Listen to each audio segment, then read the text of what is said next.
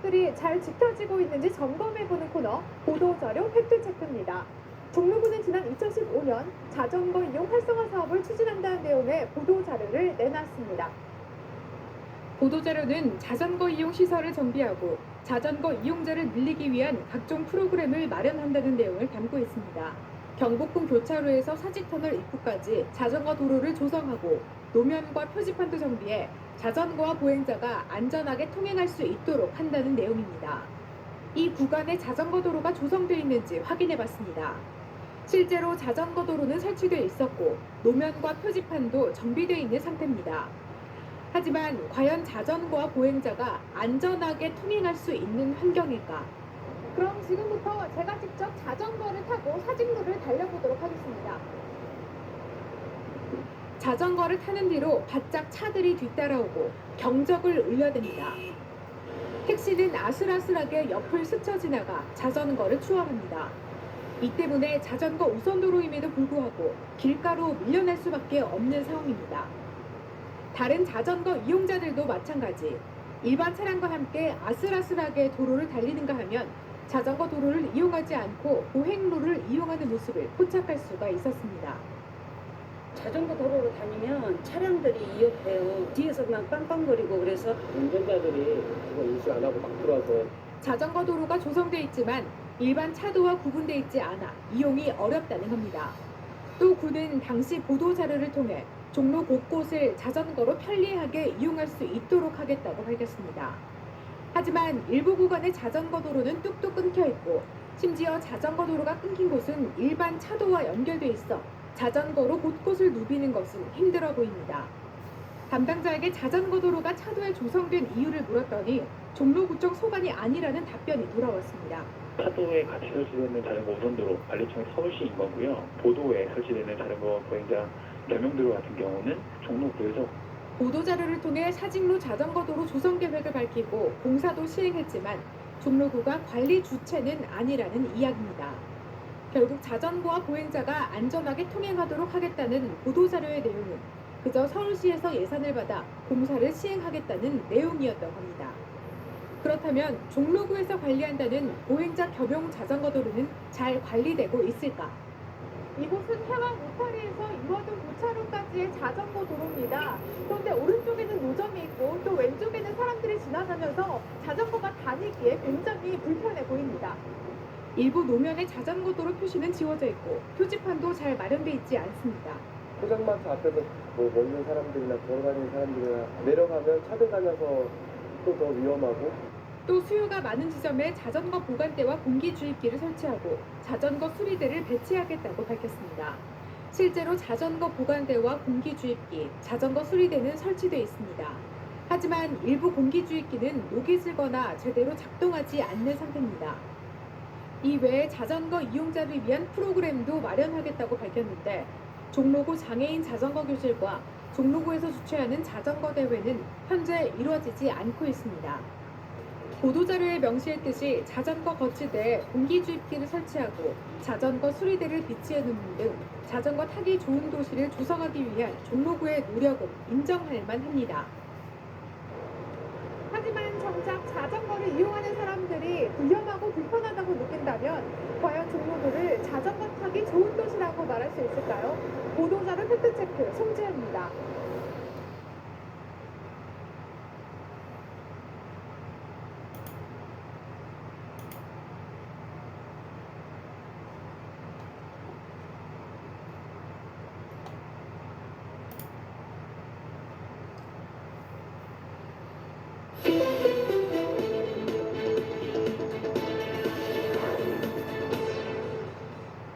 보도자료성 정책이 잘 지켜지고 있는지 점검해보는 시간, 보도자료 팩트체크입니다. 종로구는 금연구역을 확대해 보행자와 주민들의 간접 흡연 피해를 막겠다는 내용의 보도자료를 내놨습니다. 보도자료 팩트체크, 오늘은 종로구의 금연구역이 잘 관리되고 있는지 확인해봅니다.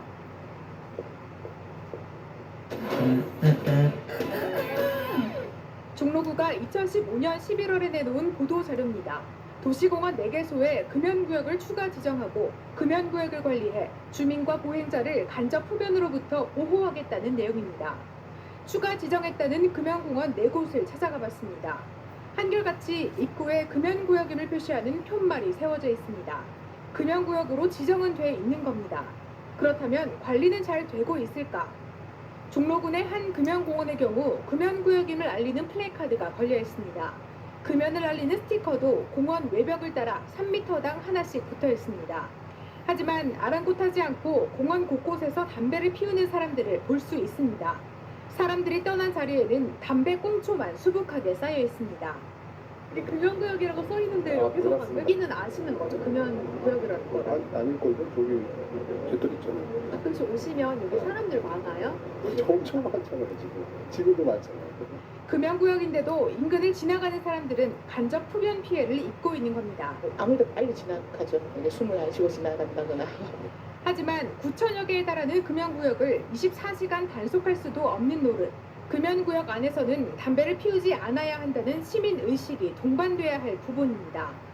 종로구에서 지정한 또 다른 금연구역입니다. 가운데 나 있는 보행로가 금연구역인데 길 양옆에서 담배 피우는 사람들을 발견할 수 있습니다. 금연거리로 지정돼 있지만 지정된 구간만 벗어나면 단속에 걸리지 않는다는 제도적 허점을 이용한 겁니다. 제가 지금 서 있는 이 보행로에서 담배를 필 경우 단속도 과태료를 물어야 하지만 이렇게 한 칸만 올라가면 단속 대상이 아닙니다. 금연거리 양쪽에서 나는 담배 연기는 그대로 금연구역 안으로 들어옵니다. 또 다른 금연거리도 마찬가지. 금연구역이 끝나자마자 사람들이 많이 다니는 보행로에 흡연자들이 몰려 있습니다. 금연구역 인근의 이면도로는 어딜 가나 비슷한 상황입니다. 그러니까 저희가 거리를 지정하는 것은 일정 구간에서부터 일정 구간까지잖아요. 거리라는 게. 그러니까 이 거리 밖에서의 흡연들은 통제할 수가 없는 거죠. 심지어 일부 금연구역 바로 옆에는 담배꽁초 쓰레기통이 마련되어 있습니다. 적터리도 있고 하다 보니까 이제 이쪽에도 있고 하다 보니까 그렇게 근데 확실히 이게 정해졌다기보다는 그냥 그렇게 알고 있는 것 같아요. 금연거리를 지정해 간접 흡연 피해를 막겠다는 보도 자료의 취지가 제도적 허점 때문에 무색해지는 부분입니다. 건강한 도시를 만들겠다며 지정한 종로구의 금연거리.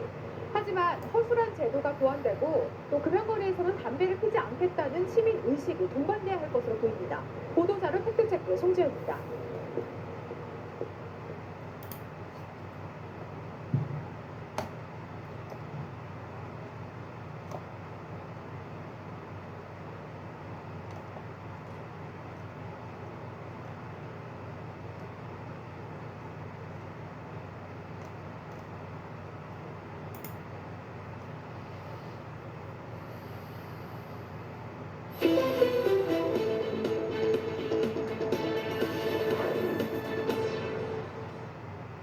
보도자료 속 정책이 잘 지켜지고 있는지 점검해보는 시간, 보도자료 팩트체크입니다. 서울시는 승마협회가 토지 사용료를 내지 않는다는 이유로 지난 2014년 뚝섬 승마장을 폐쇄했습니다. 이듬해 서울시는 뚝섬 승마장을 공공승마장으로 전환하는 정책을 내놨는데요. 현재 공공승마장 정책 어떻게 추진되고 있는지 먼저 확인해 보겠습니다.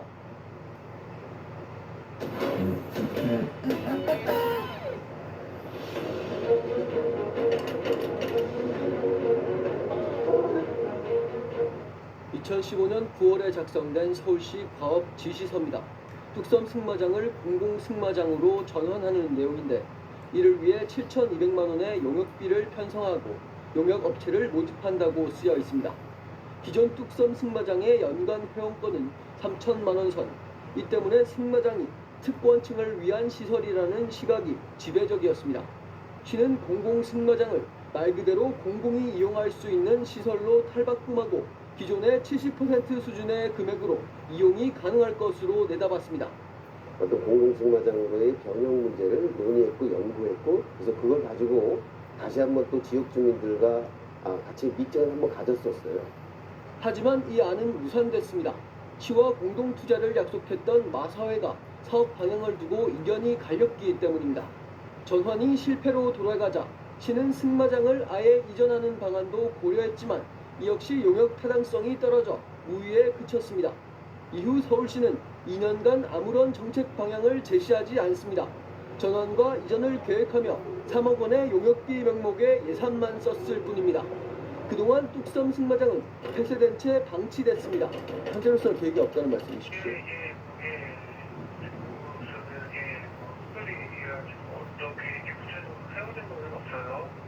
그런데 최근 서울시가 암암리에 다시 공공승마장 설치를 추진하고 있는 것으로 확인됐습니다. 공공승마장을 통해 아이들의 승마 체험 활동을 장려하고 승마 역사관을 세우는 등 산 교육장으로 만들겠다는 것.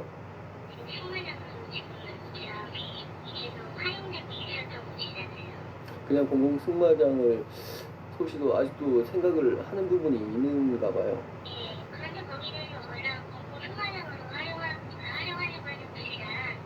시는 공공승마장은 특정 소수가 아닌 다수를 위한 정책인 만큼 사업 당위성이 크다는 입장.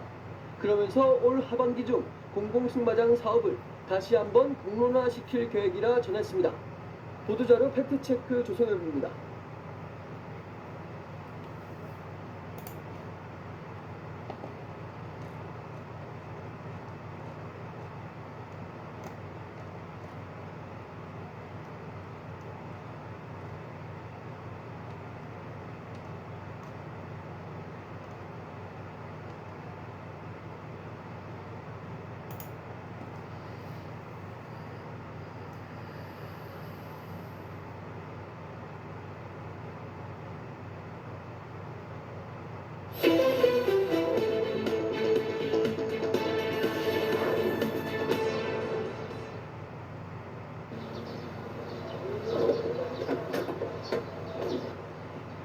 보도자료 속 정책이 잘 지켜지고 있는지 점검해보는 시간, 보도자료 팩트체크입니다. 서울 송파구를 비롯한 일부 지자체는 주차장 공유 사업을 진행하고 있는데요. 거주자 우선 주차구역을 사용하지 않는 시간대에 타인에게 잠시 빌려주는 제도입니다. 3년이 넘어선 주차장 공유 사업은 잘 정착돼 있을까요? 보도자료 팩트체크에서 살펴봅니다.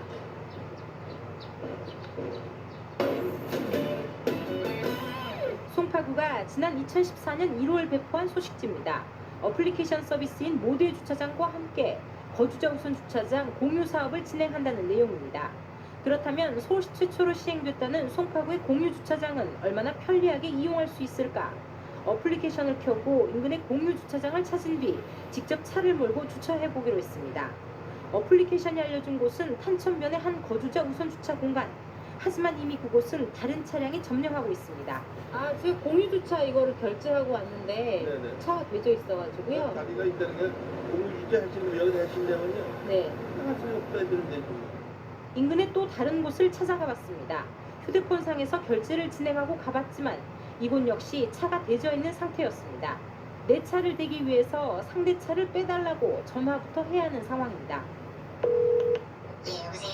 예, 안녕하세요. 여기 차를 좀 보려고요. 네네네, 빼드릴게요. 죄송합니다. 이후 무작위로 대여섯 곳을 더 다녀봤지만 상황은 비슷했습니다. 거주자 우선 주차 공간이 공유 주차장으로 사용된다는 사실을 모르고 일부 주민들이 무단 주차를 하고 있는 겁니다. 상황이 이렇자 송파구는 2016년 10월 한 번의 보도자료를 더 배포합니다. 무단 주차된 차량으로 인해 결제를 취소하는 사례가 증가해 공유 주차장임을 알리는 안내 표지판을 설치한다는 것입니다. 보도자료 속에서 밝힌 방이동과 가락동 인근부터 가봤습니다. 유동 인구가 많다는 방이동의 한 주택가 이면도로 공유 주차 공간이지만 주변 어디를 둘러봐도 공유 주차장임을 알리는 안내판은 없습니다. 공유 주차 구역이라는 거는 모르셨던 거예요? 여기서 오래 사셨어요? 한 15년 됐어. 그런데도 모르셨어요? 아무리 모르지 않아요. 어딜 가도 비슷한 상황. 여러 곳을 둘러본 끝에 표지판이 붙은 곳을 찾았지만 그곳은 이미 공유 주차장이 취소된 곳이었습니다. 여기는 공유 주차장이 아니네요. 과거에 공유 주차장이었던 곳이고요. 지금 공유 주차장은 운영이 되지 않습니다. 대부분은 붙였던 흔적도 없고 일부는 안내판이 너덜거리거나 아예 뜯겨져 나가 흔적만 남은 곳도 있습니다. 이게 전문적으로 하는 사람이 붙인 게 아니라 이게 직원들이 가서 이렇게 붙이는 거니까 관리 그런 걸 더 꾸준히 해야 되는데 저희들도 좀 바쁘다 보니까. 한편 거주자 우선 주차구역이 공유 주차장으로 활용되는 곳은 송파구 내 458면, 이용 건수는 2015년 640여 건에서 2016년 1520여 건으로 꾸준히 늘고 있는 상황입니다. 그만큼 공유 주차장이 대중화되고 있는 겁니다. 주차장 공유 사업을 점검하면서 제가 느낀 점은 이렇습니다. 제대로 정착만 된다면 괜찮은 제도구나. 하지만 두 가지가 수반돼야겠죠. 이곳이 공유 주차장임을 알리는 행정, 그리고 공유 주차장 안에는 무단 주차하지 않아야 하는 시민의식일 겁니다. 보도자료 팩트체크였습니다.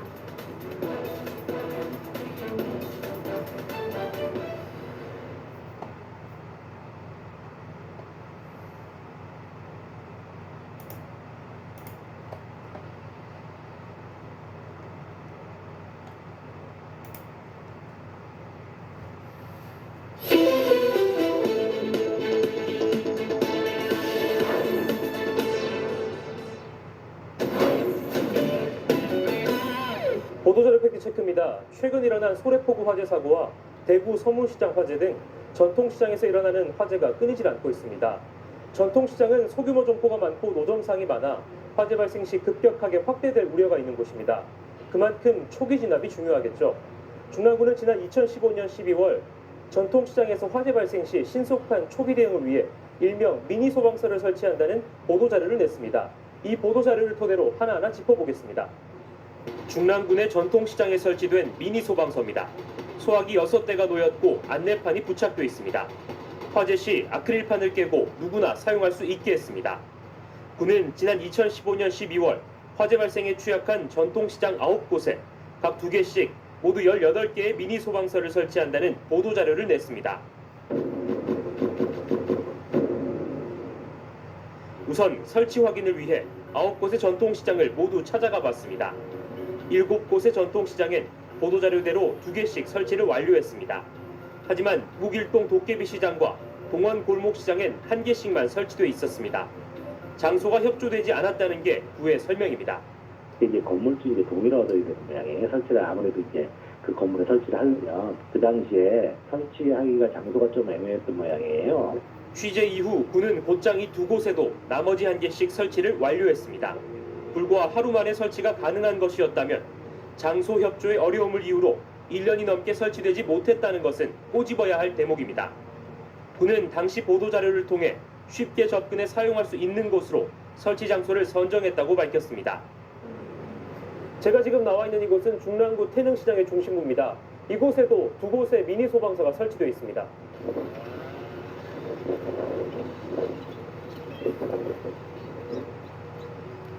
보시다시피 길 건너편에 미니 소방서가 설치되어 있습니다. 이런 점 때문에 시장 상인들은 미니 소방서의 위치를 잘 알지 못했습니다. 화재 시 긴급하게 소화기를 사용하기에도 무리가 있어 보입니다. 너무 멀지? 거기까지 뛰어가려면. 나도 좀 알았어, 저기 있는 거. 여기 있는 거 아예 모르셨어요? 몰랐어. 말을 안 해주니까 모르겠어. 나머지 시장 역시 상황은 비슷했습니다. 미니 소방서에 대해서 좀 알고 계신가요? 그거 잘 모르죠. 소화기 모아놓은 데 어디 있어? 소화기 뭐 있는 거 없는데? 소화기 이렇게 모아놓은 곳 있잖아요. 소방서에서. 없어. 시장 같은 경우는 저희가 지금 가가고 돌아다니면서 또 안전 체험 교육을 또 하고 했거든요. 하면서 이런 걸 설명하고 했는데도 참 이게 좀 홍보라는 게 결과가 나오는 게 쉽지가 않네요. 이처럼 미니 소방서가 유명무실해지지 않기 위해선 보다 적극적인 홍보와 안내가 필요해 보입니다. 반면 미니 소방서가 역할을 톡톡히 한 경우도 있었습니다. 2곳의 전통시장에서 실제로 화재가 발생했는데 미니 소방서를 이용해 초기 진압에 나설 수 있었던 것입니다. 시래기가 불이 났었거든요. 그것도 사용해서 잘 진행을 하고요. 누구나 그냥 급하면 길 가는 사람도 이게 사용할 수 있고 그러니까, 그리고 또 홍보 효과도 있잖아요. 하지만 수개월이 지나도 깨진 채로 남겨진 아크릴판. 미관은 둘째치더라도 도난과 다칠 우려가 있어 사후 조치에 진한 아쉬움이 남습니다. 화재가 발생했을 때 소화기의 유무는 사고 결과를 좌우하는 중요한 역할을 하죠. 그런 면에서 전통시장에 설치된 미니 소방서는 분명 긍정적이라고 할 수 있습니다. 하지만 미니 소방서가 설치되어 있더라도 그 사실을 모르거나 사용하기 어렵다면 없는 거나 다름없겠죠.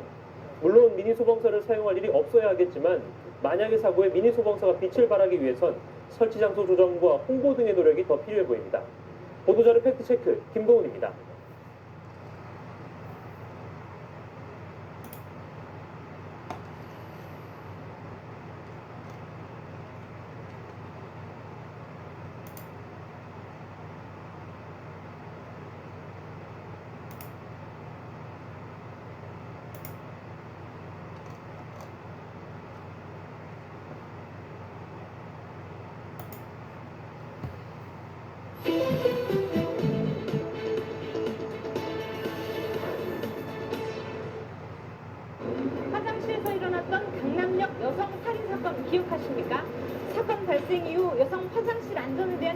이어지면서 송파구는 공원 화장실에 안심 비상벨을 설치했습니다. 화장실에서 위급 상황이 발생했을 때 경찰이 직통으로 연결하는 벨인데요. 보도자료 팩트체크, 오늘 시간엔 송파구의 안심 비상벨을 점검합니다.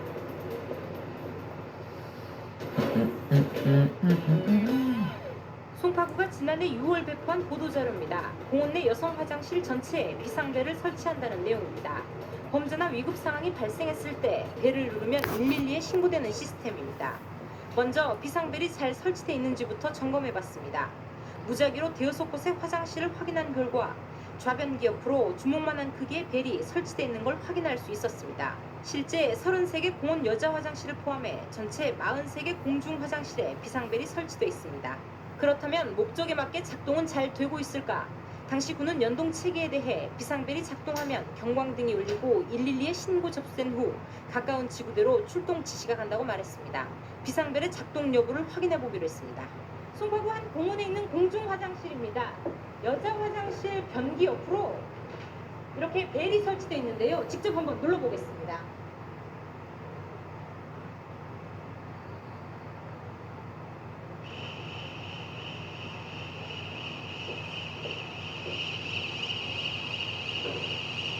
벨을 누르니 보도자료에서 말한 것처럼 경광등이 울리기 시작했습니다. 사이렌 소리 때문에 화장실 인근 사람들이 위급 상황을 감지할 수 있었고 지구대에서 출동한 경찰이 이곳 화장실에 도착했습니다. 벨을 누르고 경찰관이 현장에 도착하기까지 걸린 시간은 4분여. 별도로 전화를 걸지 않고도 경찰관이 출동하는 걸 확인할 수 있었습니다. 응급 사태가 발생했을 때 누르면 서울청 112 지정센터에 서울청? 네, 서울청 112 지정실에 바로 위치하고 그리고 화장실. 송파구의 안심 비상벨은 점차 확산됐습니다. 서울시가 벤치마킹에 지난해 12월 7억 5천만 원을 들여 서울시 전 공원 화장실에 비상벨 4천여 개를 설치한 겁니다. 서울시에 전체적으로 이제 수요 조사를 했습니다. 그래서 전체 25개구 전체를 작년 12월 달에 공중 화장실에 대해서 설치를 완료했고요. 서울시에서 진영 관리하는 공원에 대해서도 올 6월 달에 전부 다 설치를 완료했습니다. 그 비상벨은 서울시 전체에 공중 화장실에 설치가 다 되었다고 볼 수 있습니다. 한 발 더 나아가 송파구는 공중 화장실이 아닌 개방형 화장실까지 안심벨을 확대하기 위해 조례도 개정합니다. 비상 알림 장치 또는 유사한 안전 장치를 주민들이 이용하는 화장실 어디든지 설치할 수 있도록 지원 근거를 마련한 겁니다. 하지만 몇 가지 아쉬운 점도 있었습니다. 비상벨을 설치한 이후 1년간 30건이 경찰청에 접수됐는데 위급 상황이나 응급 상황이 아닌 오인 신고와 장난 신고가 대부분이었습니다. 아이들이 호기심에 눌러본다거나 불법 주차 차량을 빼달라고 신고하는 어이없는 경우도 있었습니다. 어린이집 소폭력이 학생들도 많이 오는데 애들이 누르더라고. 근데 밖에서 직접 누르는 건 눈으로 못 봤고 이제 소리를 듣고 알아요. 여기에 일부 주민들은 비상벨의 설치 여부 그리고 기능 등을 잘 모르고 있기도 했습니다. 근데 주민들이 그걸 잘 알고 이용을 하면 되는데 그냥 무심히 지나가면은 뭐 쓰나마나한 거 아닌가요? 송파구의 안심 비상벨은 언제 일어날지 모르는 위급 상황에 대비해 설치해 놓은 겁니다. 비상벨이라는 작은 아이디어가 서울시의 큰 정책이 된 데는 분명 이유가 있을 겁니다.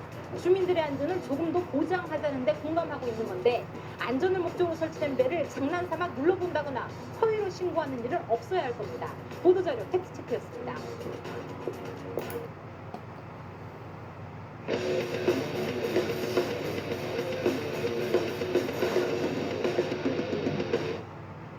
보도자료 속 정책이 잘 지켜지고 있는지 점검해보는 시간, 보도자료 팩트체크입니다.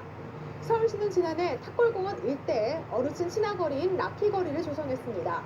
1년이 지난 지금 락키거리는 어떻게 조성해 운영하고 있을까요? 보도자료 팩트체크에서 점검합니다. 서울시가 지난해 11월에 낸 보도자료입니다. 탑골공원 일대에 어르신 친화거리를 만들고 상인과 주민, 어르신이 참여하는 프로그램을 활성화하겠다는 내용입니다. 락키거리 내 프로그램이 잘 진행되고 있는지 살펴봤습니다. 락키거리 바로 옆에 위치한 실버극장입니다. 이곳에서는 매주 어르신들을 위한 공연이 열리고 있습니다. 오늘로 8회째 락키거리에서 악기를 배운 어르신들도 공연에 자발적으로 참여하고 있습니다. 어르신들은 공연을 위해 일주일에 2번씩 락키거리 연습실에 모여 실력을 갈고 닦습니다.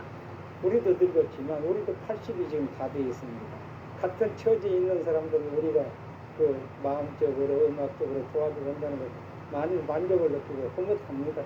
서울시에서 운영하는 장년층 지원 기관인 서울시 도심권 50플러스 센터도 어르신들을 위한 특화 사업을 진행하고 있습니다. 이제 어르신들이 가장 좋아할 수 있을 만한 공방 프로그램과요. 또 이제 아무래도 점심시간 이제 시즌으로 진행되기 때문에 이제 주먹밥 만들기, 지역 가수분들을 대상으로 해서 이런 거리 무대를 만들어 나가고 있습니다. 서울시는 또 보도자료에서 간판과 화장실, 자동 심장 충격기 등 어르신들이 쉽게 이용할 수 있도록 디자인한 시설물을 설치했다고 밝혔습니다. 시설물들을 살펴봤습니다.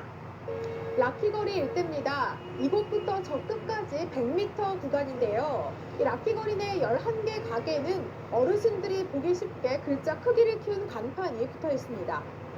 이외에도 약을 먹거나 급하게 물이 필요할 경우 생수를 공짜로 마실 수 있는 생수 제공 등의 서비스 마크, 어르신들의 노상 방뇨를 막기 위한 어르신 우선 화장실, 지팡이 거치대와 심장 충격기 등 서울시가 설치하겠다고 밝힌 시설물은 설치가 돼 있습니다. 하지만 아쉬운 부분도 있었습니다. 생수 제공 등 서비스 마크 설치는 해뒀지만 정작 라키거리를 자주 방문하는 어르신들조차 이런 서비스가 있는지 잘 모르고 있습니다. 생수 제공 저런 거 마크 혹시 적혀 있는 거 보셨어요? 나 그거 안 봤는데. 잘 모르겠는데요. 또 식당을 이용할 경우 생수를 준다는 의미인지 공짜로 생수를 제공한다는 의미인지 명확하지 않습니다. 어떤 말인지는 좀 아시겠어요? 몰라요. 그냥 들으면 얘기예요. 또 서울시는 보도자료에서 자동 심장 충격기를 설치하고 관리자를 지정해 정기적 안전교육을 실시하고 응급상황 시 효율적으로 대처할 수 있도록 하겠다고 밝혔습니다. 응급상황 시 심장 충격기를 사용할 수 있도록 관리자가 배터리, 비상벨 등을 매월 점검해야 하지만 관리자조차도 이를 잘 모르고 있는 상황입니다. 저는 저거 되는지 안 되는지 점검 혹시 해보셨어요? 아니 그걸 정확하게는 몰라. 이게 갖고 있는지 안 되는지 모르는데 실습은 못 해봤으니까. 관리를 맡고 있는 종로구 보건소는 관리자가 매달 자동 심장 충격기 점검을 하도록 안내만 하고 있다는 입장입니다. 정말 사람이 안 되면 데리면서 일단 저희한테 뜨는 거나 전화자를 썼고 매월 관리를 해야 하지만 정확한 점검은 하지 않고 있는 겁니다. 어느덧 라키거리가 조성된 지 1년의 시간이 흘렀습니다. 이 보도자료에서 밝힌 대로 라키거리가 일본의 스가모 거리와 같은 어르신 특화거리로 거듭나기 위해서는 어르신들을 위한 프로그램을 더 만들고 또 설치해놓은 시설물에 대한 세심한 관리 방안이 마련돼야 할 것으로 보입니다. 보도자료 팩트체크 송지혜입니다.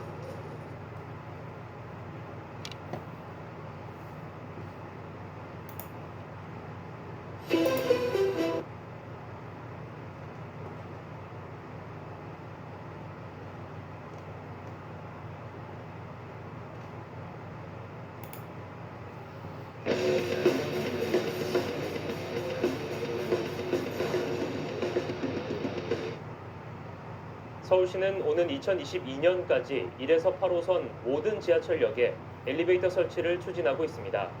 지하철역을 다른 사람 도움 없이 엘리베이터로 자유롭게 이용할 수 있도록 하겠다는 겁니다. 그런데 아직까지 추진을 시작하지 않은 곳만 16곳으로 확인됐습니다. 목표 기한까지 잘 추진될 수 있을까요? 이재용 기자가 보도자료 팩트체크에서 알아봤습니다. 목숨을 담보한 겁니다. 살인기계라고 저희 생각을 하고 있고요. 위험한 그런 곳이었고요. 아직까지 화가 나는 부분이 있네요. 유가족으로서. 2년 전 사망사고가 발생한 신길역 환승 구간입니다. 휠체어 리프트를 이용하기 위해 장애인 한 명이 역무원 호출 버튼을 누르려다 계단 아래로 추락한 겁니다.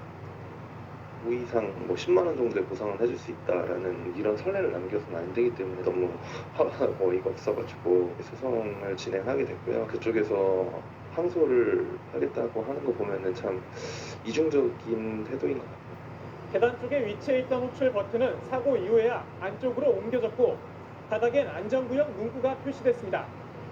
또 엘리베이터는 지난 2월에서야 설치 공사가 시작됐습니다. 떨어질 수 있는 겁니다. 엘리베이터가 만들어지고 있지만 저는 만들어지는 순간에도 이곳 자체가 폐쇄가 돼야 된다고 생각합니다. 서울시가 4년 전에 낸 보도 자료입니다. 오늘 2022년까지 전 역사를 대상으로 대안을 검토해 엘리베이터를 설치한다는 계획입니다. 추진 경과를 한번 알아봤습니다. 해당 계획 대상지는 서울시 산하의 서울교통공사가 운영하는 지하철 1에서 8호선 277개 역인데 현재 엘리베이터 설치가 진행 중인 8곳을 제외하고 16개 역은 아직까지 1역 1동선 미추진 역이었습니다. 그런데 이 중 10개 역사엔 사실상 엘리베이터 설치가 어려운 것으로 확인됐습니다. 양쪽으로 열차가 오고 가는 섬식 승강장엔 엘리베이터를 설치할 수 있는 공간이 부족합니다. 결국 섬식 승강장 8곳 중 7개 역은 엘리베이터가 아닌 수직형 리프트 설치가 검토되고 있습니다. 예전에 사고 났을 때 상황하고 다른 게 그 당시에는 안전 기준하고 이런 부분이 없었는데 희망의안전공단의 안전 기준이 설치 요건이 맞고 기술 방식이 최근 기술을 적용하면 안전할 거로 판단하였습니다. 문제는 해당 시설에 대한 인식입니다.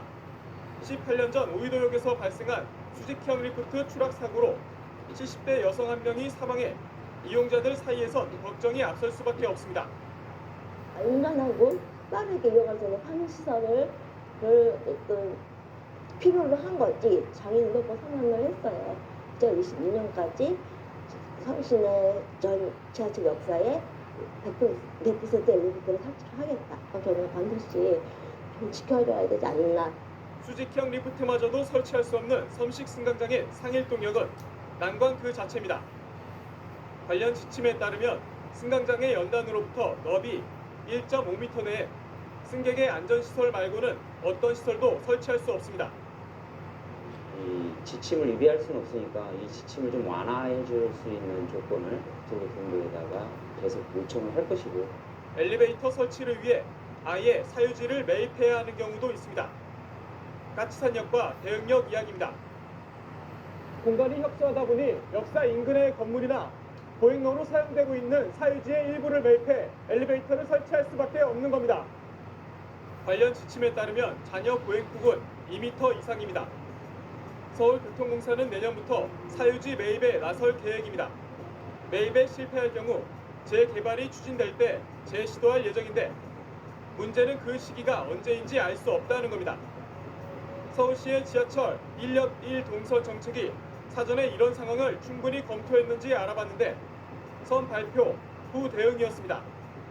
서울시는 현장 여건을 반영한 용역 결과가 나오기도 전에 지난 4월 1역 1동선 확보율 100%를 달성하겠다고 밝혔습니다. 교통공사 내부적으로 대안 검토라든지 설계, 공사 요 기간을 산출해서 정한 그냥 설정한 목표라고. 15년 당시에는 사실 될지 안 될지 예상은 못했을 것 같아요. 용역이 진행 중인 과정에서 대안이 나올 거라는 걸 전제로 하고 지금 목표 기한을 설정했다는 거네요. 그렇게 이해하셔도 될 것 같습니다. 지난 19년간 지하철역에서 휠체어 리프트 사고로 숨진 사람만 5명입니다. 충분한 검토 없이 안전과 직결된 정책을 약속하는 건 이용자들의 가슴을 2번 아프게 하는 일입니다. 보도자료 팩트체크 이재용입니다.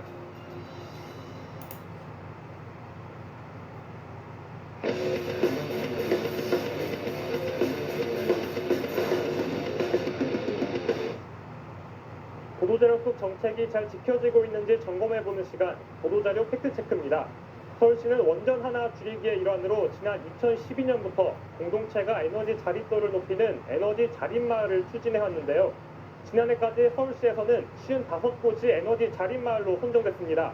내년까지 100개소로 확대한다는 계획인데 현재 이 사업은 어떻게 운영되고 있는지 보도자료 팩트체크에서 점검합니다.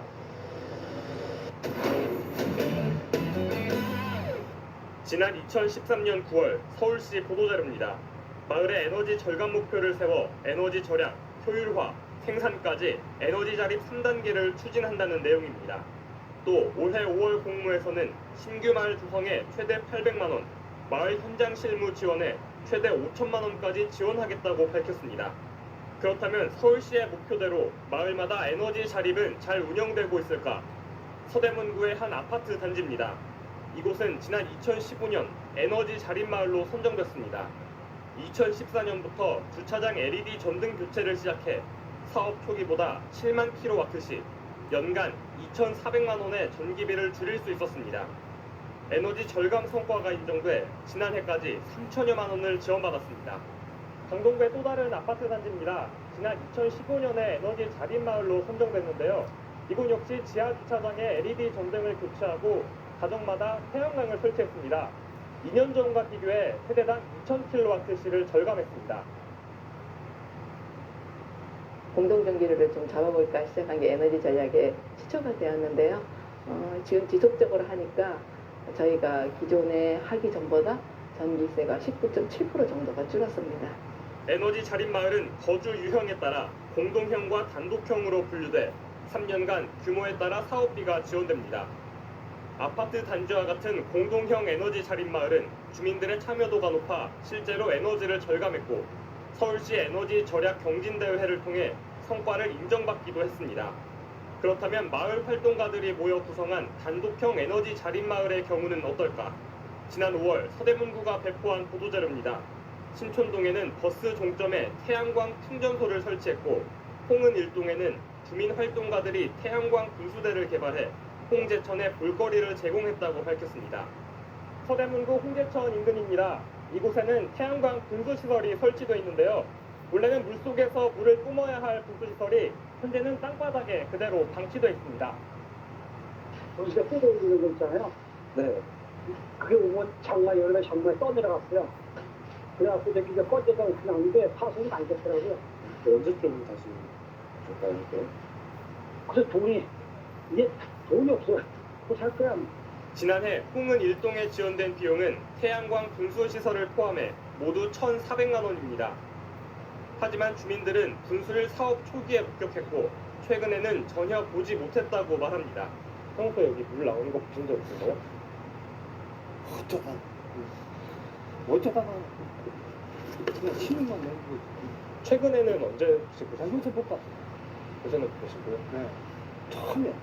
처음에 조금 신임을 내다가 어떤 때 틀다가 다른 에너지 자립마을도 상황은 마찬가지입니다. 서대문구 신촌동의 한 에너지 자립마을. 주민들이 버스를 기다리며 쉴 수 있는 공간에 태양광으로 생성된 전기를 USB로 사용할 수 있도록 설치했습니다. 하지만 USB는 고장이나 간단한 핸드폰 충전조차 되지 않습니다. 거기 자리 사용하실 수 있도록 저희 구청에서는 협조만 해드린 거고요. 관리라던가 운영은 다 마을에서 직접 하세요. 주민들이 돌아가면서. 서울시가 원전 하나 줄이기의 일환으로 시작한 에너지 자립마을 사업. 공동형 에너지 자립마을의 경우 운영이 잘 이루어지고 있는 반면 단독형 에너지 자립마을은 관리가 미흡한 경우가 있었습니다. 주민들이 운영하고 관리해 나가는 마을 활동이지만 매년 적지 않은 금액이 지원되는 만큼 앞으로 서울시와 자치구의 지속적인 관리 감독이 필요해 보입니다. 보도자료 팩트체크 오신영입니다.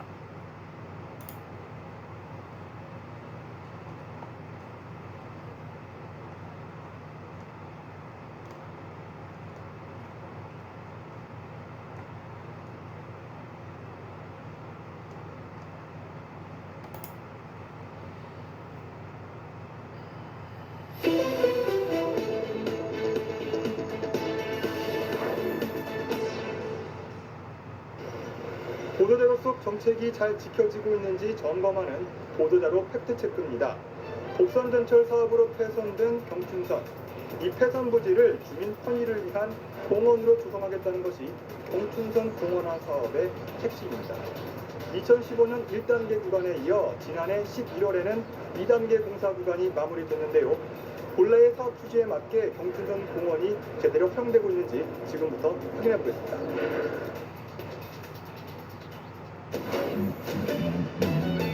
서울시는 2015년 5월 보도자료에서 경춘선 공원화 사업을 총 3구간에 나눠 추진 중이며 이 가운데 1단계 구간인 1.9km 공사가 마무리됐다고 설명했습니다. 철로 원형은 보존하고 여기에 산책로와 자전거 길을 추가 정비했다는 내용입니다.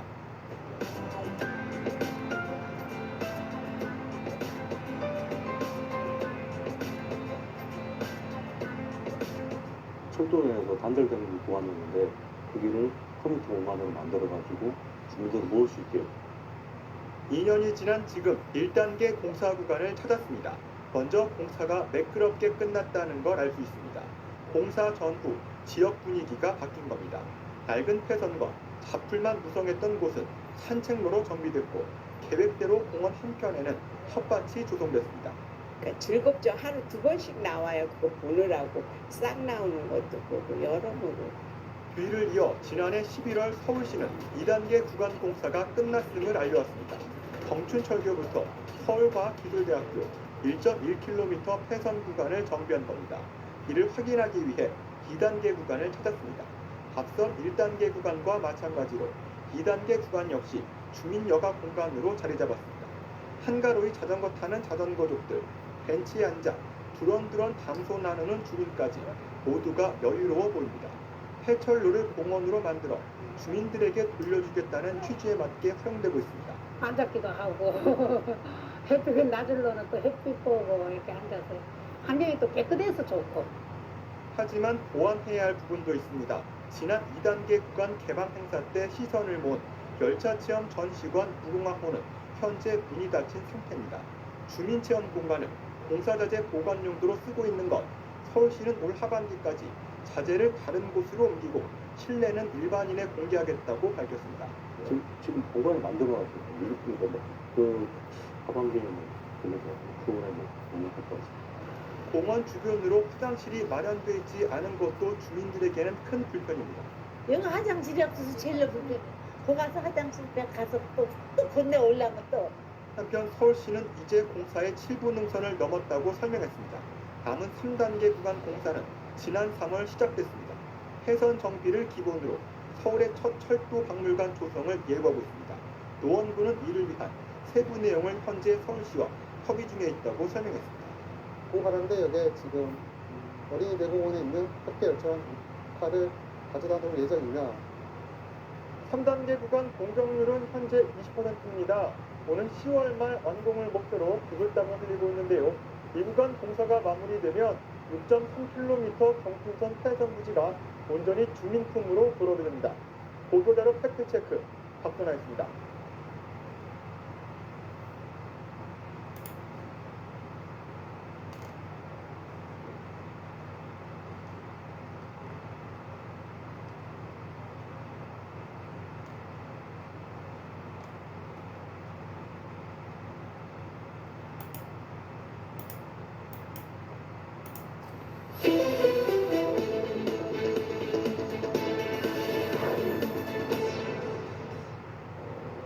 보도자료 속 정책이 잘 지켜지고 있는지 점검해보는 시간, 보도자료 팩트체크입니다.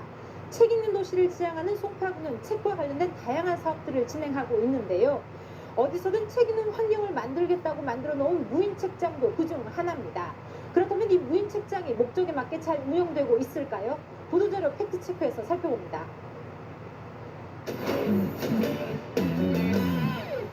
송파구가 지난 2012년 6월 배포한 보도자료입니다.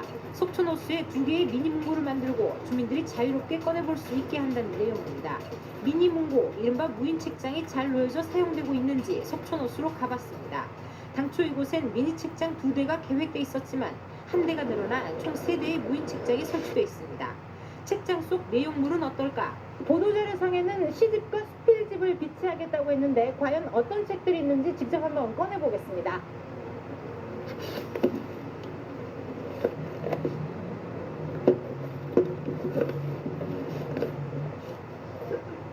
책장에 있는 책을 모두 꺼내봤습니다. 대부분이 아이들을 위한 아동도서, 성인들이 읽을 수 있는 책은 단 2권에 불과합니다. 다른 책장도 상황은 마찬가지. 대부분이 아동도서로 채워져 있고 성인들이 읽을 만한 책은 거의 없습니다. 신간 등 인기 도서는 전무하고 전기 간행물과 80년대 출간된 색바랜 전문 서적이 보일 뿐입니다. 그래서 거기에 보니까 책을 본 사람 거의 없어요. 다 그쪽은 다 운동하러 온 사람들밖에 없고 걸어다니는 사람들밖에 없어요. 그럼 이쪽이건 저쪽이건 책 보는 사람들이 많이 없다? 네. 또 그중 한 곳은 책장문이 떨어져 나가 있는가 하면 옆에는 쓰레기 더미도 함께 놓여져 있었습니다. 시설조차 제대로 관리가 안 되고 있는 겁니다. 이후 송파구는 버스 정류장 2줄 책장도 선보였습니다. 체류 시간이 짧은 정류장의 특성을 반영해 그림책과 시집 등을 넣겠다고 보도자료를 통해 밝혔지만 실상은 달랐습니다. 보시는 것처럼 이곳 역시 대부분 아동도서로 채워져 있습니다. 대출대장은 이렇게 텅 비어있고 책장은 먼지만 쌓였습니다. 특히 일반 서민도서 같은 경우는 저희가 진짜 그 예산도 별로 없고 기증도서 가지고 이렇게 운영을 하는데 꾸준히 무섭게 많이 들고 가시고 그래서 관리는 둘째치고 얼마나 많은 사람들이 무인 책장을 이용하는지 사실이 궁금해진 취재진은 카메라를 켜고 지켜보기로 했습니다. 사람들이 가장 많다는 시간대에 그것도 가장 잘 이용되고 있다는 두 곳을 한동안 지켜봤지만 책을 꺼내본 사람은 단 한 명도 없었습니다. 무인 책장은 투명 책장이 된 듯한 인상만 남겼습니다. 전에는 굉장히 유행을 하고 많이 했었는데 버스 정류장 같은 경우 책을 보다가 버스를 타고 이러지도 않고 그래서 이전을 할지. 아파트 단지와 근린공원 등에 설치된 다른 무인 책장도 점검해봤습니다. 대부분 파손된 것 없이 제 위치에 놓여져 있긴 했지만 이용하는 사람은 거의 없었습니다. 또 일부는 유동인구가 거의 없는 곳에 책장이 놓여져 있기도 했었고 자유롭게 꺼내볼 수 있다는 무인 책장이 자물쇠로 잠궈져 있는 것도 발견할 수 있었습니다. 혼자가 안 나타나기 때문에 비밀고 이거 하는 때 관리가 안 되는 거예요. 한편 군은 매년 무인 책장 관리비와 도서 구입비로 연평균 700만 원을 사용하고 있습니다. 지금까지 총 3,500만 원이 사용됐고 올해도 700만 원의 예산이 책정되어 있는 상태입니다. 어디서든 책을 볼 수 있는 환경을 만들겠다며 시작된 송파구의 무인 책장. 재활용과 국유의 개념까지 도입해 운영하겠다는 좋은 취지를 담고 있지만 볼만한 책이 없다거나 사람들 관심 갖기라면 있으나 만화한 책장에 불과할 겁니다. 보도자료 팩트체크였습니다.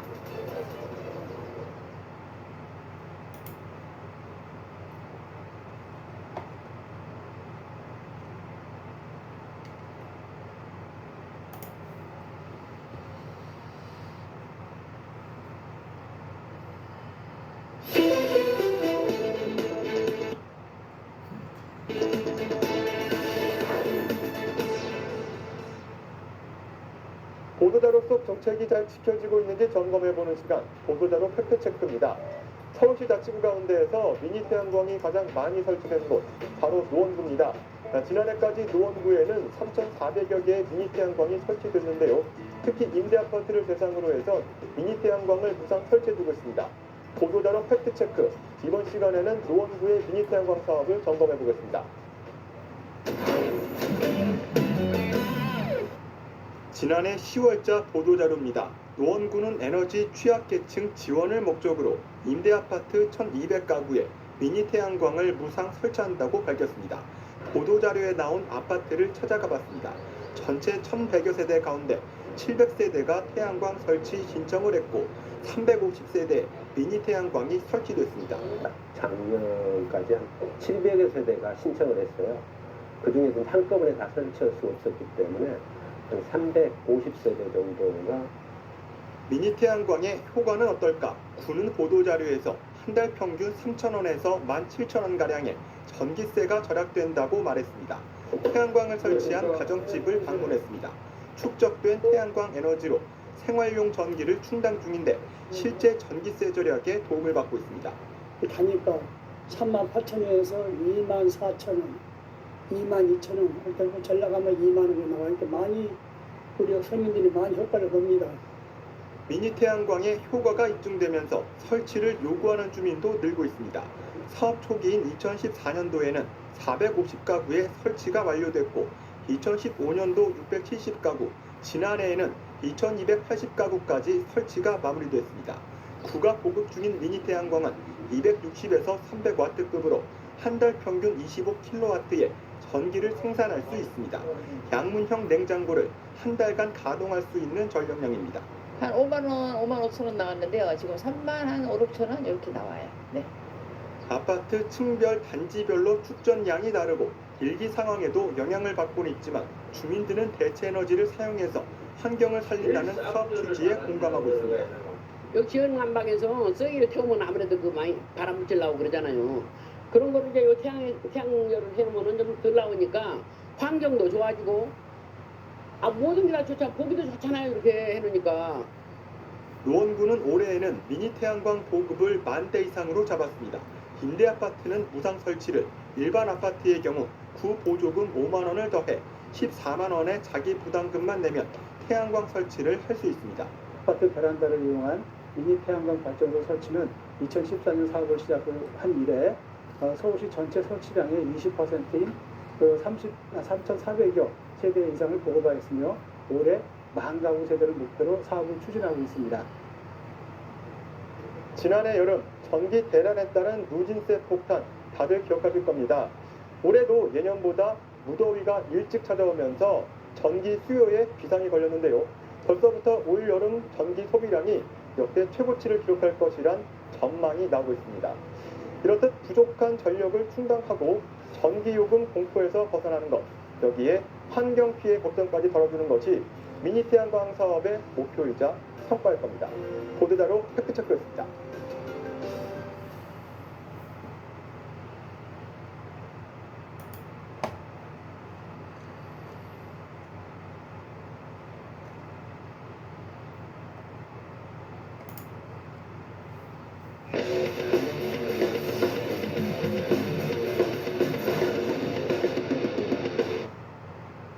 보도자료 속 정책이 잘 지켜지고 있는지 점검해보는 시간, 보도자료 팩트체크입니다. 아이를 키우시는 부모님들은 어떻게 하면 우리 아이를 좋은 환경에서 자랄 수 있게 할까, 이런 것에 관심이 많으실 겁니다. 제가 지금 나와 있는 이곳 중랑구에서는 민선 6기 역점 사업으로 전국에서 아이 키우기 제일 좋은 중랑구 만들기 프로젝트를 시행해 오고 있습니다. 이에 10대 보육 사업을 선정해 추진해 오고 있는데요. 이번 보도자료 팩트체크에서는 그 중에서 밖에서 놀자라는 이름을 붙인 중랑구 어린이공원을 집중 점검합니다. 현재 중랑구청에서 관리하고 있는 어린이공원은 모두 42곳. 지난해 구는 어린이공원에 대한 정보가 담긴 나들이 안내도를 제작했고 구청 홈페이지에서도 안내받을 수 있습니다. 이 안내도를 토대로 현장을 둘러봤습니다. 우선 가장 눈길을 끄는 곳은 상봉 어린이공원과 세화 어린이공원. 지난 2015년 1월 어린이 놀이시설 설치검사 불합격으로 폐쇄될 위기를 맞았던 곳이었지만 구가 한 NGO 단체에 어린이공원 개선 사업을 제안해 같은 해 7월 아이들 품으로 다시 돌아올 수 있었습니다. 상봉 어린이공원에는 로즈마리와 사철나무, 꿀풀 등 약 30여 종의 식물이 심어져 있는 화단이 눈길을 끌고 있습니다. 반면 세화 어린이공원에는 다양한 놀이시설이 눈길을 끌고 있는데요. 흔들 해먹과 흔들 징검다리 등 약 36종의 시설물들이 아이들에게 인기를 끌고 있습니다. 여기가 뭔가 더 깨끗해지고 그 아이들이 많이 오고 그 안전해진 것 같아요. 단조롭고 노후된 어린이공원에 새로운 변신도 눈길을 끕니다. 이른바 상상 어린이공원. 2010년까지 서울시의 지원을 받아 진행한 사업으로 중랑구 대다수 어린이공원이 이 사업으로 재탄생됐습니다. 꿀벌과 코끼리 등 곤충과 동물을 형상화한 다양한 놀이대를 설치했고 상상력을 키우는 모래 놀이터를 조성하는 등 아이들의 상상력과 창의력을 키워줄 수 있는 공간 조성에 중점을 뒀습니다. 어린이공원이 위치한 지역의 지역의 어떤 특색이 있다든가 컨셉을 해서 이제 할 수도 있고 창의성을 키워보자 하는 의미로 이제 저희가 시설이나 프로그램 같은 거 전문가들의 이제 자문 같은 걸 받아서 이제 설계를 하죠. 어린이공원의 가장 중요한 부분은 역시 안전. 하지만 시설 점검이 미흡하거나 안전 확보가 시급한 곳도 여럿 있었습니다. 제가 지금 나와 있는 이곳은 중랑구 능산공원의 어린이 놀이터입니다. 보시다시피 이렇게 아이들이 타고 노는 놀이시설인데 한쪽은 아예 빠진 채로 방치되어 있습니다.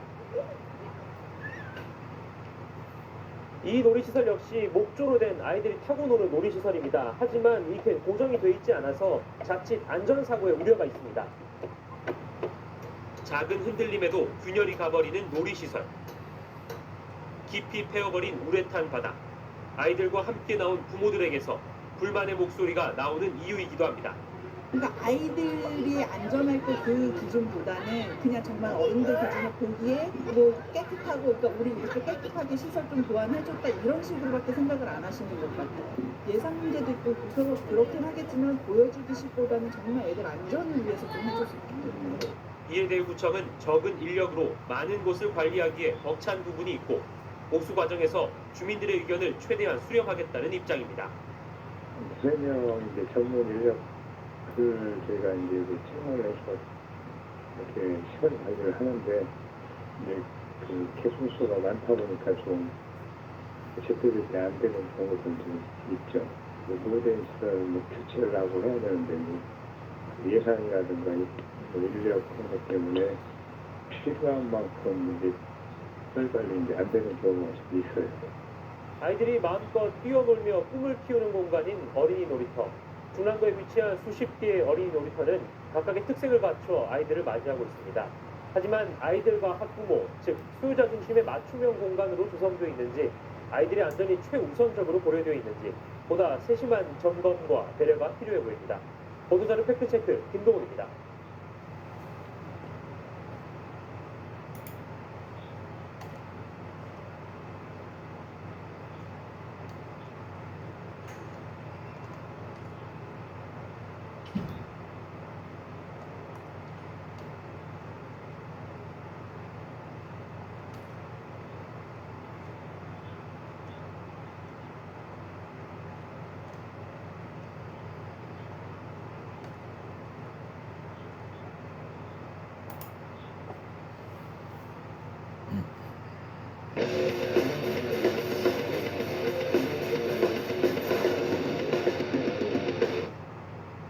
서초구는 지난 7월 보도자료를 통해 태복로 신설을 위한 착공 소식을 전했습니다.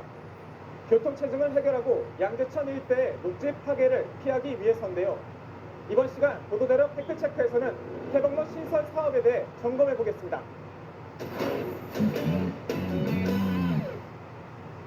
서초구 태복로 일대입니다. 임대주택 3,300여 세대를 비롯해 대규모 연구단지 직원들이 읍면동과 강남대로로 진입하기 위해 이용하는 구간인데 출퇴근 시간만 되면 교통난이 심각합니다. 여기 엄청 막혀요. 뭐 낮밤 가리지 않아요. 여기서 앞에까지 구간 가는 데만 30분 정도 걸려요. 서초구에서는 그동안 교통 흐름을 개선하기 위해 태복로 신설이냐 확장이냐를 놓고 토론을 벌여왔는데 결국 새 도로를 만드는데 의견이 모였습니다. 태복로를 확장하더라도 경부고속도로와 교차되는 지점에서 병목 현상이 발생할 우려가 높아 교통 흐름이 개선되기 어렵다는 판단에서입니다. 6이 4, 2차로에 병목 구간을 가지게 됨으로써 구조적인 문제 때문에 교통 정체를 근본적으로 유발하는 도로였다, 이렇게 보시면 될 것 같습니다. 그렇다면 과연 태복로 신설이 교통 흐름을 개선하는데 효과가 있을지 현장을 찾아가 봤습니다. 현재 태복로 일대의 교통 흐름이 원활하지 않은 이유 중 하나는 서초구 읍면동에서 강남대로로 진입할 수 있는 도로가 이 한 곳밖에 없기 때문인데요. 태복로가 신설되면 도로가 두 곳으로 늘어나는 만큼 강남대로로 진입하는 차량도 분산돼 교통 흐름이 일부 개선될 것으로 보입니다. 태복로 신설이 채택된 이유는 또 있습니다. 도로를 확장할 경우 공사 구간과 접촉되는 4천여 제곱미터의 양재천 녹지가 훼손되기 때문입니다. 그렇다면 태복로 신설 시에는 양재천 녹지가 훼손되지 않을지 확인해봤습니다.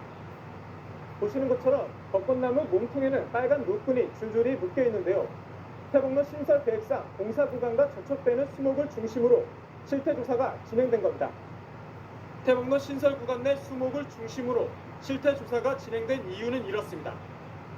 태복로 신설로 투입될 공사비 725억 원을 놓고 부담 주체에 대한 문제가 제기되자 새 도로의 지하 구간이 비용 절감을 이유로 좁혀지면서 양재천 녹지의 훼손이 불가피해졌기 때문입니다.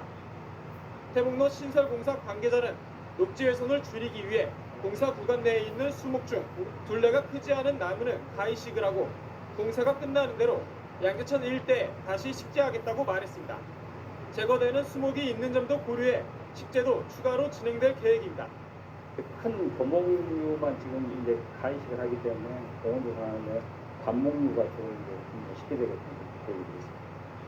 하지만 지역 주민들은 태복로 신설로 훼손되는 양재천 녹지에 대해 우려스러운 의견을 내비쳤습니다. 거북들이 없어지면 안 좋지. 봄에 그래도 이렇게 꽃이 피고 그러면 또 화난 게 보기도 좋고. 아무래도 옛날 모습을 찾기 힘들겠죠. 서울이다 보니까 이런 곳들이 되게 소중하구나, 그런 생각을 많이 하면서 이렇게 산책을 했거든요. 이런 곳을 이제 최대한 살려야 된다고 봐요. 교통난을 해소하기 위해 마련된 태복로 신설안. 병목 현상 우려가 있었던 태복로 확장안보다는 개선된 안이지만 공사비 절감을 위해 지하 구간이 좁혀지면서 발생하는 녹지 파괴는 아쉬움이 남는 부분입니다. 보도자료 팩트체크 이재용입니다.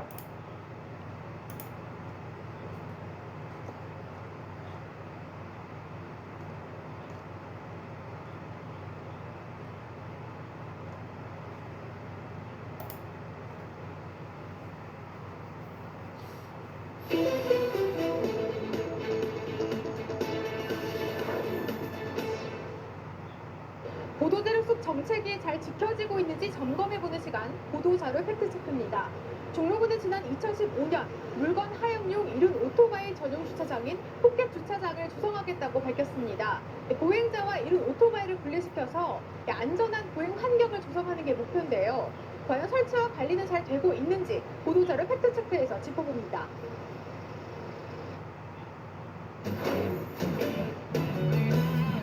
종로구가 지난 2015년에 내놓은 보도자료입니다. 쾌적하고 안전한 보행환경 조성을 위해 동대문 종합시장 앞 7개 구간에 보도와 주차 공간이 완벽히 분리된 이륜자동차 주차 공간을 조성한다는 내용입니다. 과연 잘 설치돼 있을까? 해당 구역에 찾아가 봤습니다. 실제로 포켓 주차장은 마련돼 있었고 보행자와의 분리를 위해 안전 펜스와 안내판도 설치돼 있는 상황입니다. 그렇다면 운영은 잘 되고 있을까? 이곳은 동대문 종합 상가 앞의 포켓 주차장입니다. 물건을 실어 나르는 오토바이가 물건을 나르는 1시간여 동안 될 수 있도록 한 순환식 주차장인데요. 하지만 이렇게 출퇴근용 스쿠터들이 대고 있어서 물건 실어 나르는 오토바이들은 밖으로 튀어나와 있거나 주정차 금지 구역까지 나와 있는 상태입니다. 설치 당시 배포한 보도자료에는 출퇴근용 및 장기 주차는 원칙적으로 금지한다는 내용이 포함되어 있음에도 불구하고 2개 구간은 출퇴근용 오토바이 전용 주차장으로 사용하고 있습니다. 나머지 구역도 출퇴근용 오토바이가 자리를 차지하고 있어 하역용 오토바이는 지정해 놓은 경계선을 벗어날 수밖에 없는 상황입니다. 저거 딱 대놓고 올라가잖아? 그럼 그냥 2시간, 3시간. 출퇴근하는 데는 좌쪽이 공간이 따로 있어요. 따로 있는데 저렇게 출퇴근하는 사람들이 이렇게 대놓으니까 더 불편한 거예요. 여기에 손님을 태우기 위해 택시가 주정차하면서 주변 교통 흐름은 더욱 복잡해질 수밖에 없는 상황. 택시가 많이 있으니까 또 엄청 불편해요. 막 택시 기사들하고 싸우기도 하고 막 그래요.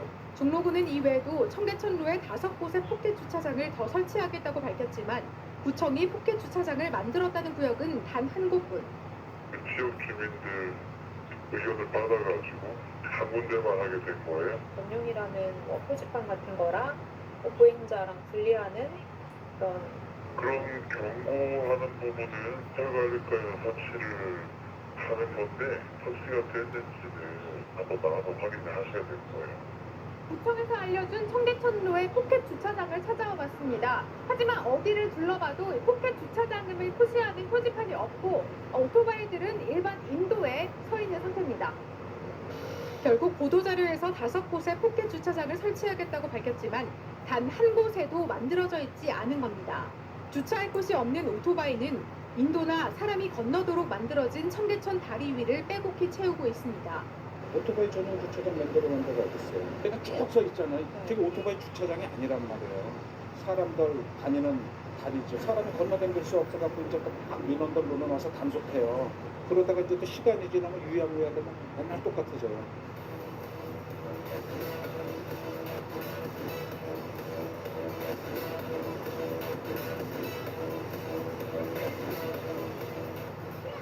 의류 공장이 많은 종로구의 특성상 포켓 주차장은 꼭 있어야 할 것으로 보입니다. 하지만 현재 설치되어 있는 포켓 주차장은 꼭 필요한 사람이 이용하지 못하고 있고 또 당초 설치하겠다고 밝힌 부분에는 주차장이 설치되어 있지 않은 게 현실인데요.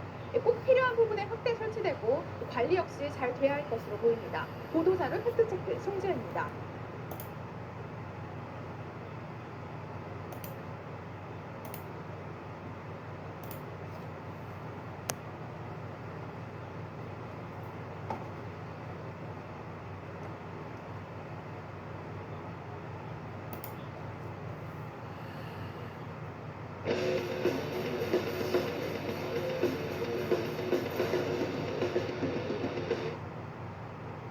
보도자료 속 정책이 잘 지켜지고 있는지 점검해보는 시간, 보도자료 팩트체크입니다.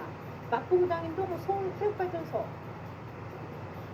지난 2017년 3월 지상에 있는 발전 5호기가 수명을 다하면서 현재는 지하에 복합 발전 시설이 만들어지고 있습니다. 당시 지하 발전소를 건립하면서 주민들에게 다양한 인센티브를 약속했는데요. 그중 하나가 바로 주민 편익시설입니다. 발전소 건립 기금과 국비 등을 투입해 수영장과 체육관 등 편익시설을 만들어 인근 주민들에게 제공하겠다는 건데요. 복합 발전기가 시운전을 앞두고 있는 지금 주민 편익시설은 건립돼 있을까요?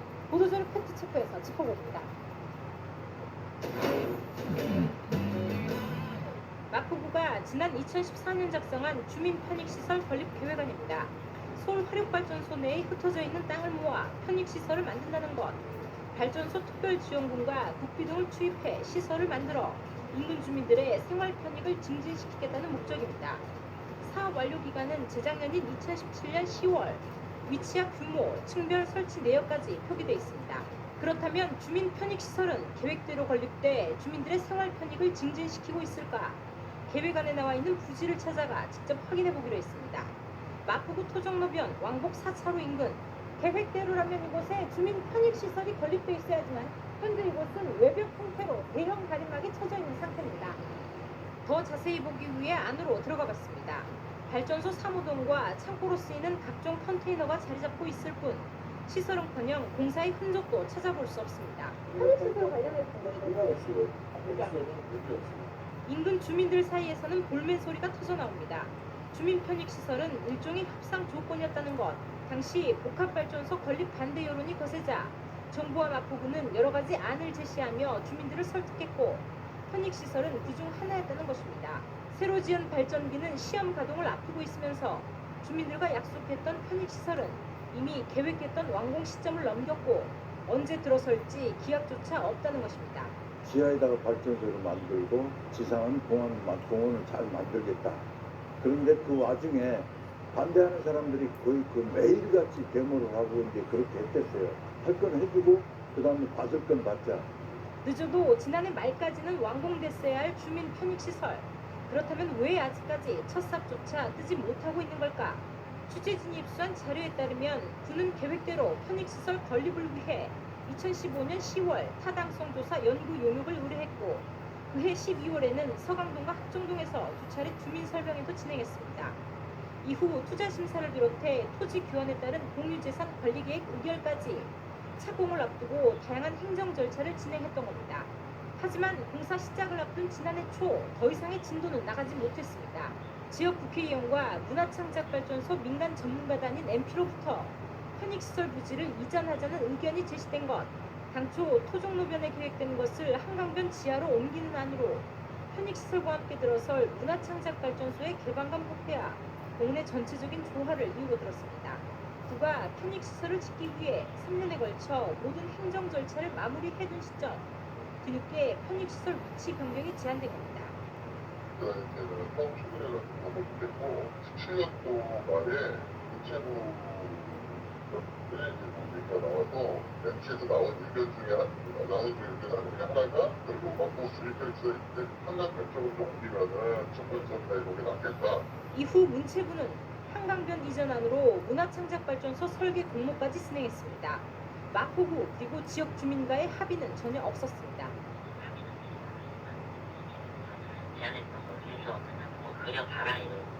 그리고 나중에 이거 병좀 바뀔 수 있다. 끌려다녔던 구 행정도 문제로 지적되고 있습니다. 이전안의 부지가 지하인데다 접근성도 떨어져 기존 부지가 더 적절하다는 게 구의 기본 입장이지만 지역 국회의원과 MP단 그리고 문화체육관광부에 강하게 입장 표명을 하지 못한 것입니다. 저기 뜻이 저렇게 강하게 되어 있는데 그 뜻을 조금 무시하고 그냥 구의 입장을 생각하고 하기에는 좀 부담이 생겨요. 말 그대로 이호장이잖아. 그럼 국제 어떻게 보면 지구당의 부총장이고 서로 부시고 갈 수밖에 없는 말 못할 그래 있는 거야. 외부의 의견을 수용하는 건 좋은데 이게 불가하면은 빨리 불가하다고 통보를 하고 행정 절차를 진행을 해야 되는데 그 마냥 그 진행하지 않고 있는 거는 어떻게 보면 주민들을 좀 막말로 기만까지 한 게. 결국 이전안이 제시되면서 현재까지도 편익시설의 최종 위치는 정해지지 않았습니다. 지역 국회의원과 MP단, 문화체육관광부는 여전히 한강변 이전을 고수하고 있고 노선을 정해야 할 마포구는 아직도 명확한 답을 내놓지 못하고 있습니다. 복합발전소 건립과 맞바꾼 주민 편익시설이 차일피일 미뤄지고 있는 이유입니다. 보도자료 팩트체크입니다.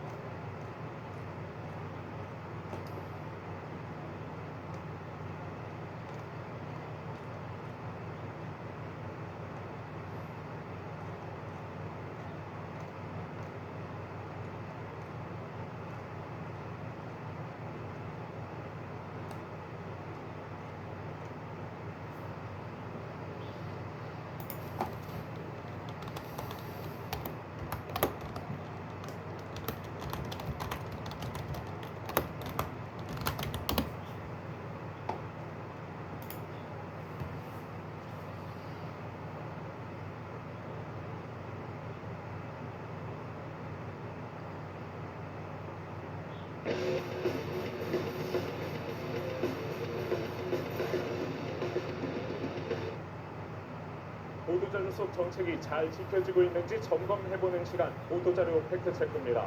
강동구 전통시장들의 중앙 통로에 양옆으로 노란 선이 그어져 있습니다. 불이 났을 때 소방차가 지나갈 수 있는 최소한의 공간을 표시해둔 건데요. 이에 강동구에선 이 공간이 잘 지켜지도록 소방차 길터주기 캠페인을 운영해왔습니다. 캠페인이 시작된 지 수년의 시간이 흐른 지금 강동구의 소방차 길터주기 캠페인은 제대로 된 효과를 거두고 있을까요? 보도자료 팩트체크에서 알아봤습니다. 강동구가 2014년에 배포한 보도자료입니다. 길이 열리면 생명이 열린다를 주제로 소방차가 지날 길을 터주는 캠페인을 진행하겠다고 나와 있습니다. 시장에서 비상 상황이 났을 때를 가정해 소방차가 원활히 지날 수 있는 통로를 마련하겠다는 겁니다. 보도자료 배포 후에도 강동소방서는 강동구청과 함께 소방 통로 확보를 위한 훈련을 지속적으로 진행해 왔습니다. 지금 좀 결여돼가지고 한 달에 2번을 했습니다. 지금까지 약 7, 8차를 했는데 1년에 12번 정도 한 셈이죠. 현재 강동구에 위치한 전통시장들은 소방차가 지날 수 있는 최소한의 폭인 노란 선이 그어져 있습니다. 하지만 군데군데 노란 선 밖으로 튀어나온 매대도 확인됩니다. 그러니까 조금이라도 더 빨라요. 그래서 조금 앞으로 나가면은 사람들이 더 눈에 띄기 때문에 더 좀 판매를 할 수 있는 거예요. 실제 훈련이 진행되는 현장은 더 심각한 모습입니다. 노란 선 자체가 소방차가 지날 수 있는 최소한의 폭임에도 선 바깥까지 대놓고 설치한 매대가 허다하기 때문입니다. 노란 선을 넘나드는 수많은 매대와 영업에 방해된다며 반발하는 상인들까지 겹쳐 훈련 자체가 제대로 이루어지기 힘든 모습입니다.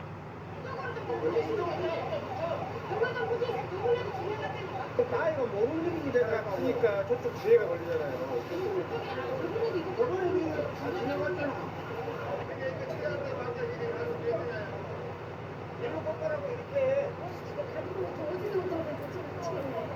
다른 시장의 사정도 별반 다르지 않습니다.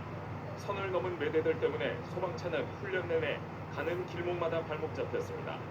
소방차가 코앞에 다가오고 나서야 매대가 치워지는 모습을 보면서 시장 상인들도 한숨을 내쉽니다. 좀 문제한 점이 있는 것 같습니다. 평상시에 이게 잘 안 되는 것 같으니까 그게 문제점이 되는 것 같고. 훈련 직전에만 매대를 치워놓고 훈련이 끝난 이후엔 언제 그랬냐는 듯 매대를 다시 노란선 밖에 놓는 모습들은 고질적인 병폐입니다. 지난달 내내 내주 강동구 내 시장들에서 소방통로 확보 훈련이 진행됐지만 훈련 때마다 소방차가 막히는 상황이 계속됐습니다. 훈련을 진행하는 소방서 관계자는 상인들의 의식 개선이 더딘 점을 가장 큰 문제로 지적합니다.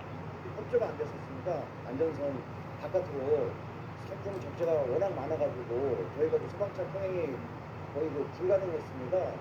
영업을 하시는 거 바꿔가지고 또 짐을 옮기는데 상당히 불평이 많았어요.